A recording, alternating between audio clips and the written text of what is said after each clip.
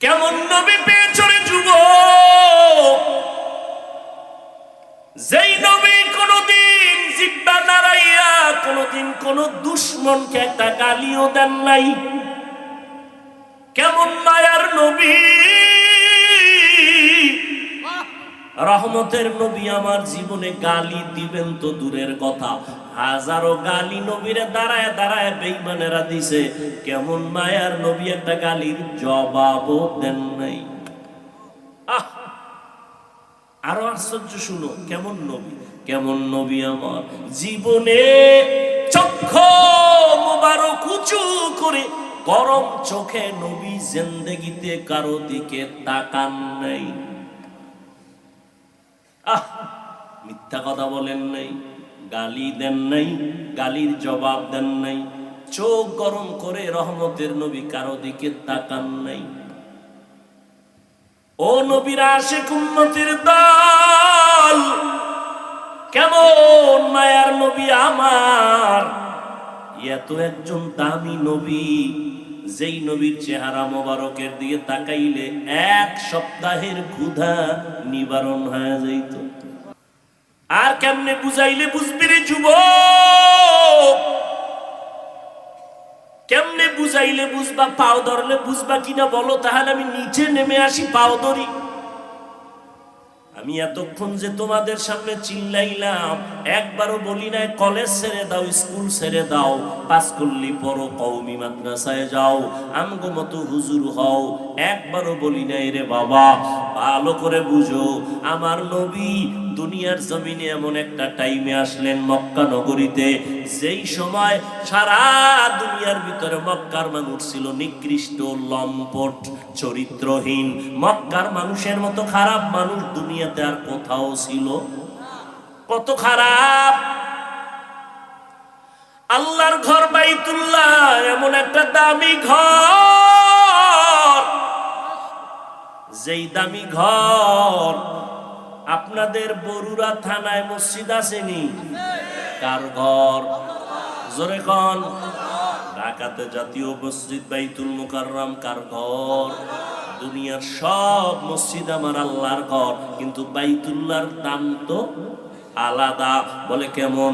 জাতীয় মসজিদটার দিয়ে তাকাইলে কোনো সওয়াব নাই, কিন্তু আল্লাহর ঘর বাইতুল্লাহর দিকে যতক্ষণ তাকায় থাকবা ততক্ষণ অনবরত সওয়াব। ইন্না আউওয়ালা বাইতিন উযিআ লিন-নাসি লাল্লাযী বিবাক্কাতা মুবারাকান ওয়া হুদা মুবারাকান ওয়া হুদান লিল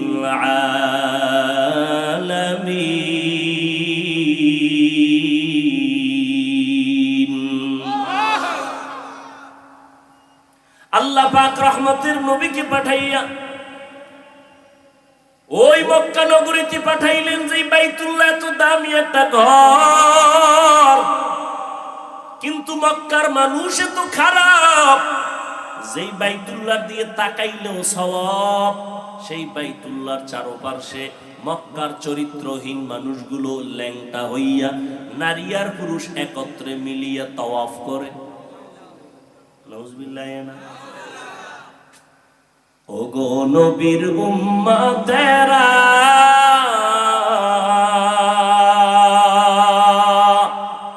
হয়ে আজি দিশাহারা,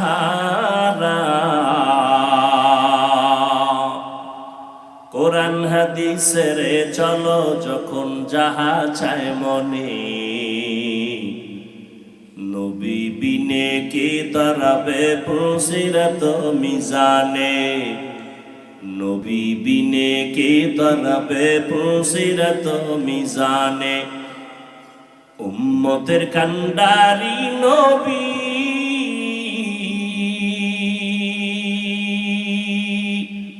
কাঁদছেন উম্মতের লাগি, এখনো কাঁদেন নবীজি শুয়ে মদিনার পানে, নবী বিনে কে দাঁড়াবে পুলসিরাত মিজানে, নবী বিনে কে দাঁড়াবে পুলসিরাত মিজানে।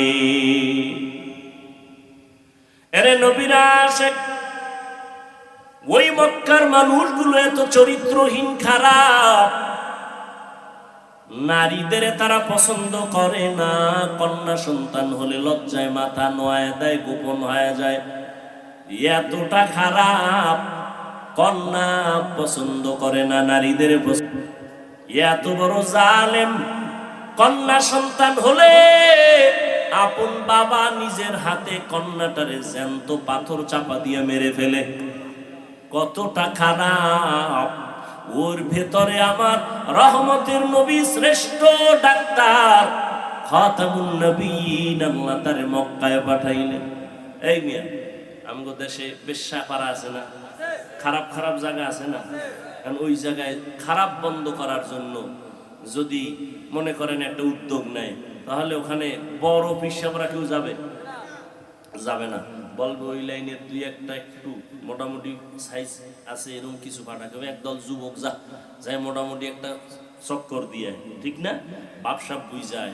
সর্বশেষ এক পর্যায়ে পরিবেশ হইলে এরপর বড় হুজুর যাইব। চিন্তা করেন তো। আর মক্কার মানুষ ছিল পৃথিবীর নিকৃষ্ট চরিত্রহীন। এই জায়গায় পাঠাইছে আমার নবী, তুলনাহীন পবিত্র। কেমন পবিত্র? যেই নবীর জীবনে 63 বছর একটা মিথ্যা কথা বলেন নাই। সুবহানাল্লাহ। না চিন্তা করেন তো। ও যুবকেরা, ওই নবীরে চিনলা না?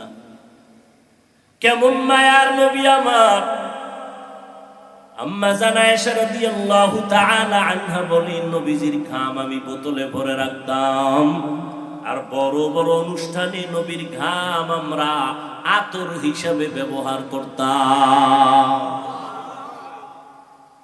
কেমন নবী! আপনাদের ঘাম থেকে আতরের ঘেরান আইনি? পাশে দাঁড়াইলে নামাজ যায় যায় হালা। এরপরে বিরাজ করার টাইম নেই, মেসওয়াক তো আরো পরের কথা।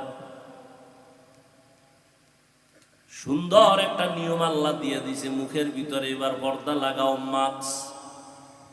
কারণ তোমার মুখে যেই মেশকের ঘেরান, 24 ঘন্টা মাস্ক লাগায় থাকাই ভালো।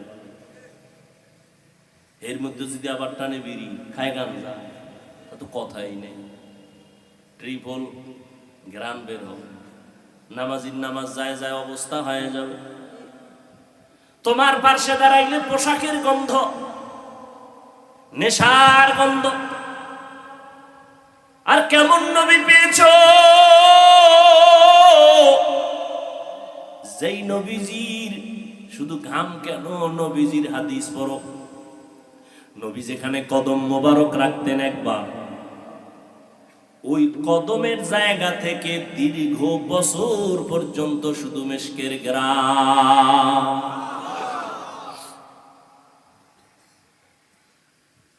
কেমন মায়ার নবীর উম্মত হয়েছো, চিনলা না রে নবীর আশিক।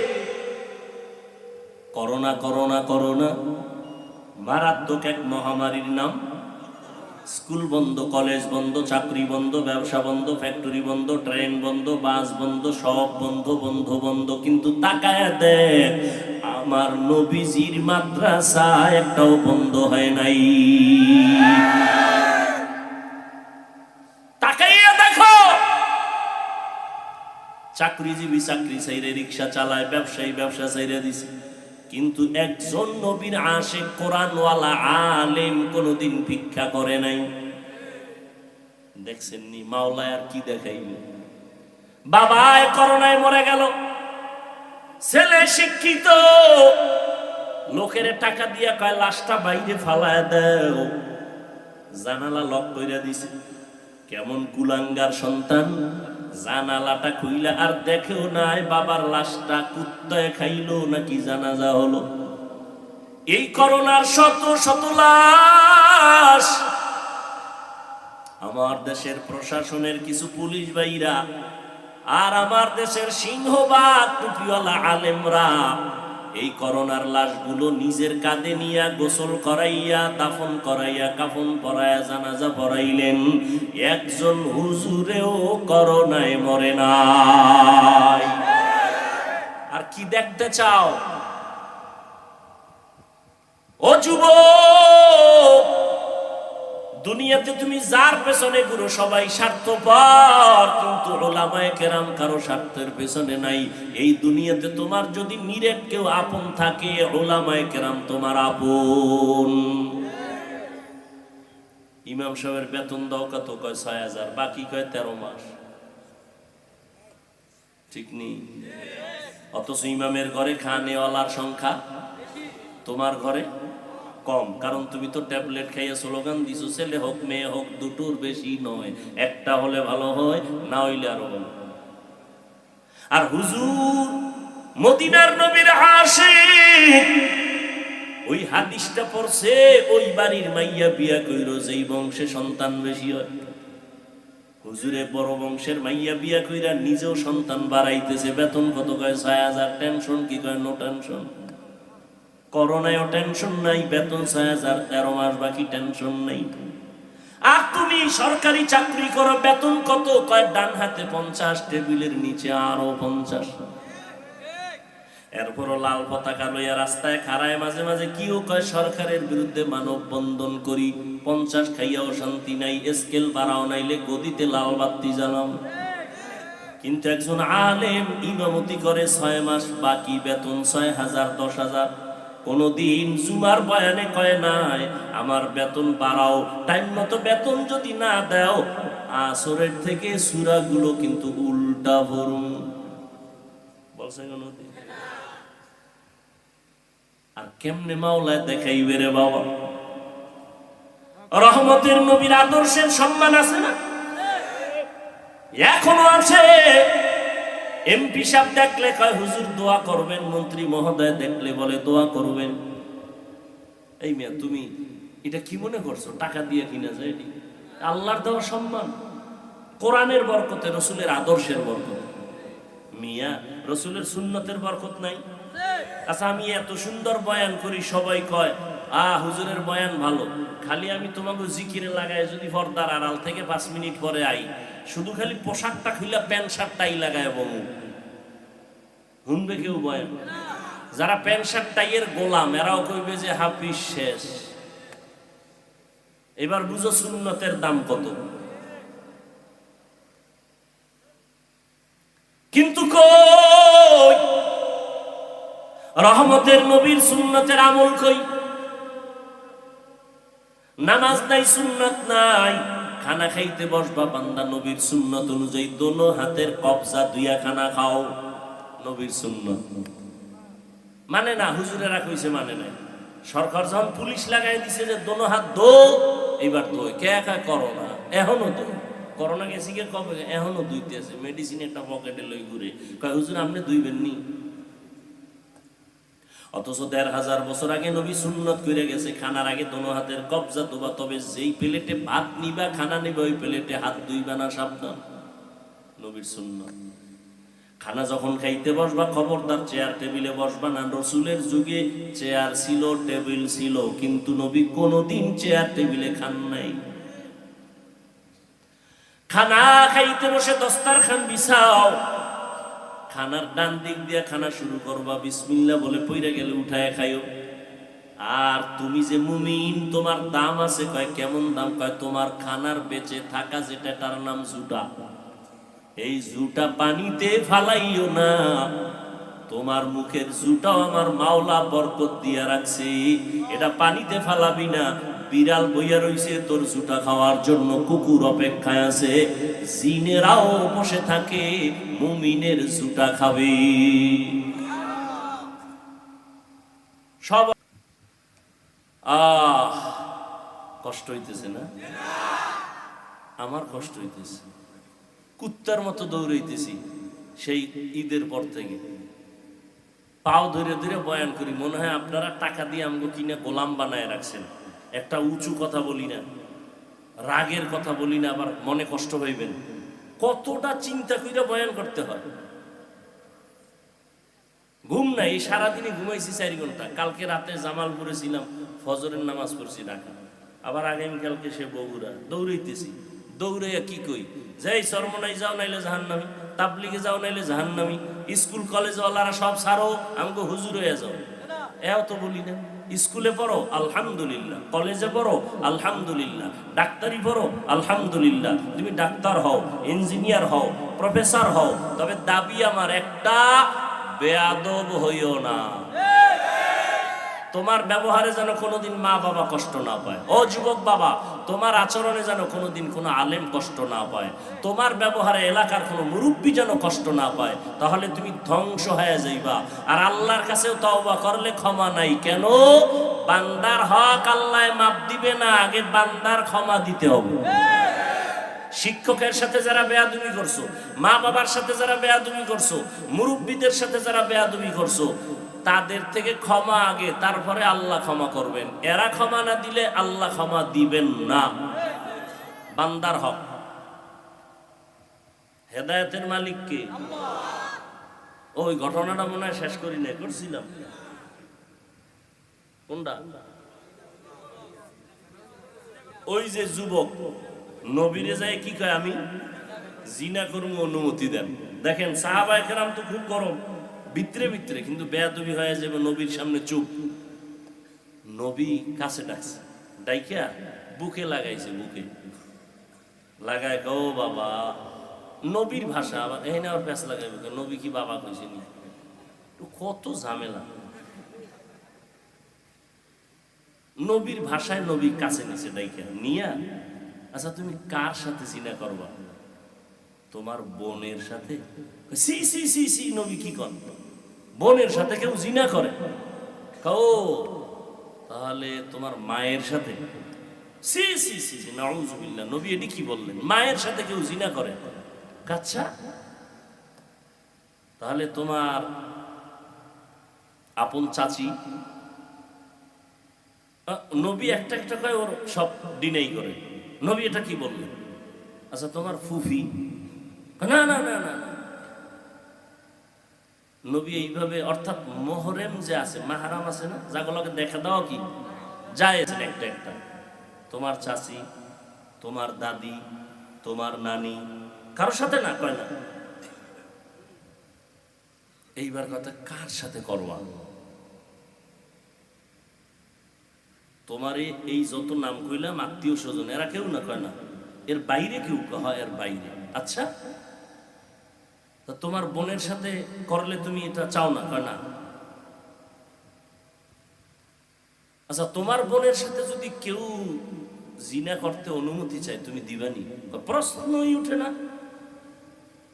তোমার আম্মার সাথে যদি কেউ অনুমতি চায়, দিবানি? কয় না। এইবার নবী ঔষধটা এইবার দিতেছে। আচ্ছা তুমি যার সাথে জিনা করবা সেও তো কারো বোন। ওহ, সাহাবায়ে কেরাম তো গরম, আমরা কেমন গরম হইতাম? এটার আগে ফিডা, একবার ঔষধ পরে। নবীজি এই জন্যই রহমাতুল্লিল। নবী কয় তুমি যার সাথে করবা সে তো কারো না কারো বোন, না হয় মা, না হয় স্ত্রী। এমন এক ঔষধ দিছে, যুবক সবার সামনে চোখের পানি ছেড়ে তওবা করে বলে, নবী আমারে নতুন করে আবার তওবা পড়ায়।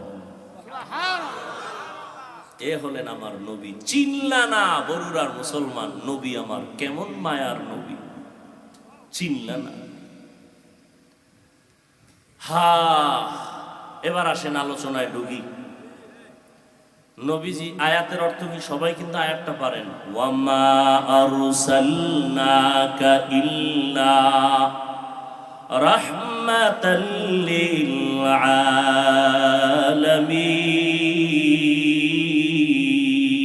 আলামিন। এবার অর্থ শুনেন।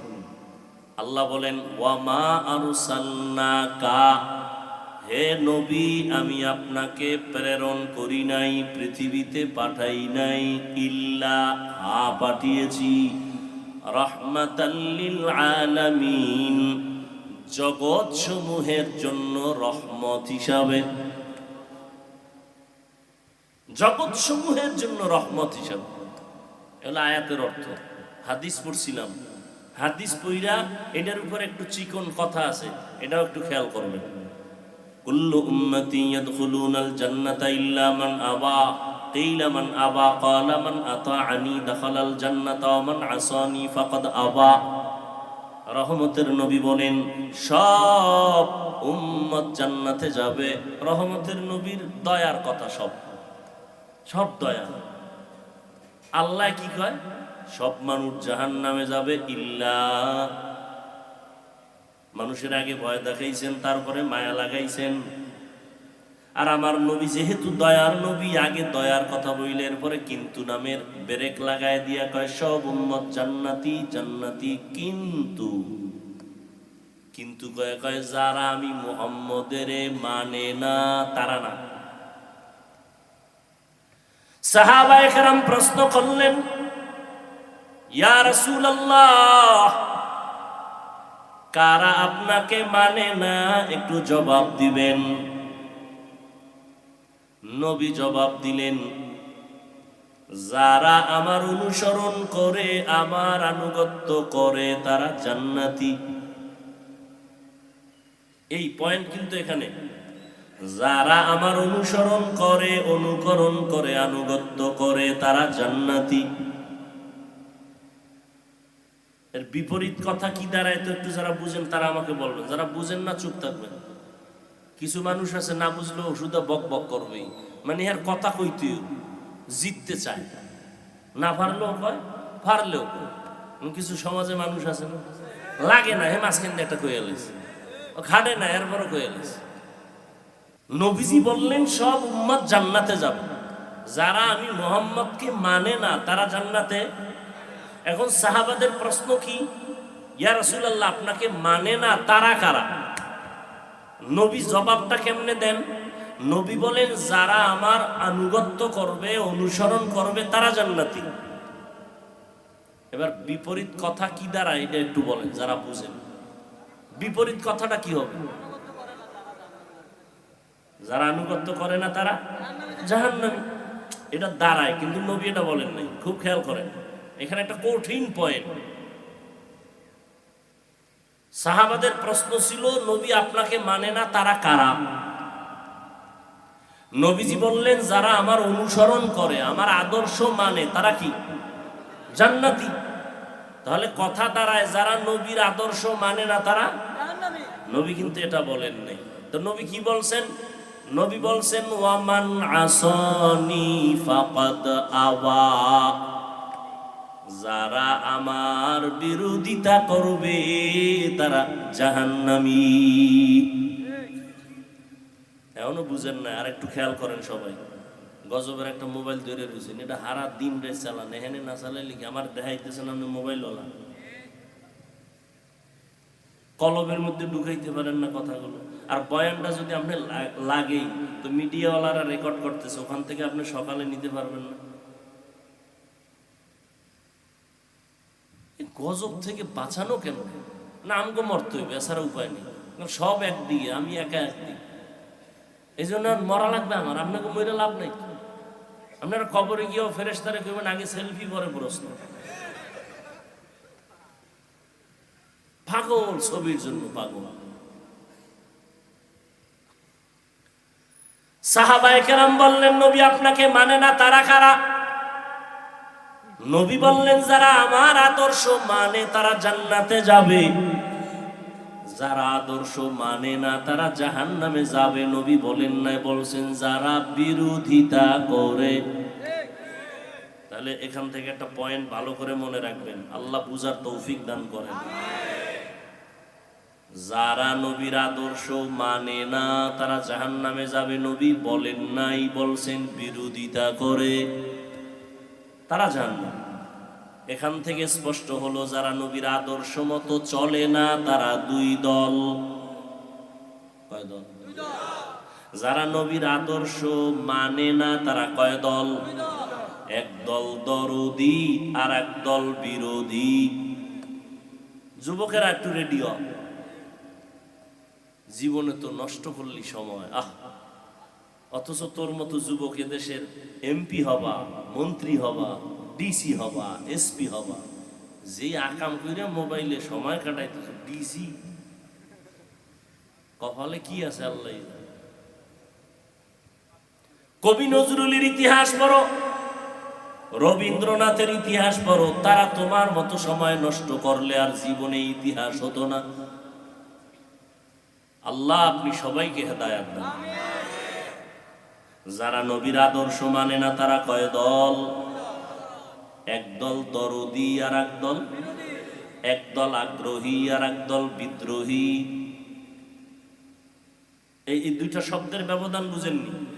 দরদি, আগ্রহী, বিদ্রোহী। আচ্ছা এবার বাস্তব একটা উদাহরণ দিই, কথার কথা পেছ লাগায় না, উদাহরণ দেয় এটা বুঝার জন্য, আসল জিনিসটা বুঝানোর জন্য একটা উদাহরণ টানে। উদাহরণটা বাস্তবের সাথে মিল হতেও পারে, নাও হতে। কথার কথায় ডান দিকে এক যুবকের জিগেলাম, এই যুবক, নবীর আদর্শের টুপি পরো না কেন? এবার কি করে জানেন? হুজুর টুপিটা পরার দরকার, চেষ্টা করি পারি না, একটু দোয়া করেন। বিদ্রোহী না আগ্রহী, বিরোধী না দরদি? খুব খেয়াল করেন। এদিকে একটারে জিগাইলাম, কথার কথা, ও কই না যে আমার জিগাইছি, জিগাই বললাম তুমি নবীর আদর্শে টুপি পরো না কেন? ও জাগাত ব্রেক দিয়ে গেল, না পরলে অসুবিধা কি? জাগাত আবার আরো ধাক্কা লাগায় কয় টুপির মধ্যেই কি ইসলাম? দরদি না বিরোধী, আগ্রহী না বিদ্রোহী? বিদ্রোহীর আর এক নাম বেঈমান। বিদ্রোহী মানে কি? একজনে নামাজ পড়ে না, আগ্রহী, তাকে গালি দেওয়া। আর একজন নামাজ পছন্দ করে না, তাকে ছাড় দেওয়া যাবে? সুযোগ পেলেই জুতার বাড়ি। ব্যবধানটা বুঝেননি? একজনে পর্দা করে না, তাকে গালি দেওয়া যাবে না, আগে বুঝতে হবে সে কি আগ্রহী না বিদ্রোহী।